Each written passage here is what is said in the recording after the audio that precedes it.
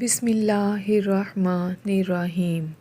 رسول صلی اللہ علیہ وآلہ وسلم نے فرمایا، مسلمان کو جو تھکاوٹ، تکلیف، دکھ یا پریشانی پہنچتی ہے، حتیٰ کہ جو کانٹا بھی چبھتا ہے تو اللہ اس کے بدلے میں اس کے گناہ مٹا دیتا ہے۔ رسول صلی اللہ علیہ وآلہ وسلم نے فرمایا، میں نے دوزخ کو دیکھا، کیا دیکھتا ہوں کہ عورتیں بہت ہیں، وہ کفر کرتی ہیں۔ لوگوں نے کہا، کیا اللہ کے ساتھ کفر کرتی ہیں؟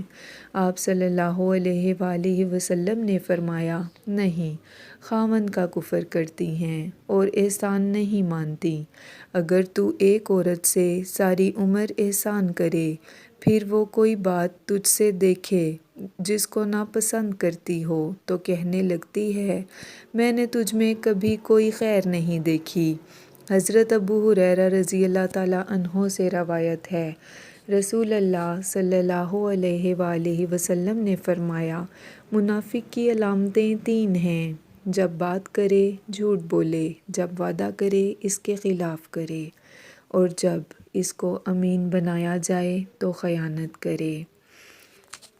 رسول صلی اللہ علیہ وآلہ وسلم نے فرمایا، میں نفلی روزے رکھتا ہوں اور نہیں بھی رکھتا، رات کو نماز بھی پڑھتا ہوں اور سوتا بھی ہوں، اور میں نے شادیاں بھی کر رکھی ہیں۔ جس شخص نے میری سنت سے منہ موڑا، اس کا مجھ سے کوئی تعلق نہیں۔ اللہ پاک ہمیں ان تمام احادیث پر عمل کرنے اور ان کو آگے پھیلانے کی توفیق عطا فرمائے، آمین۔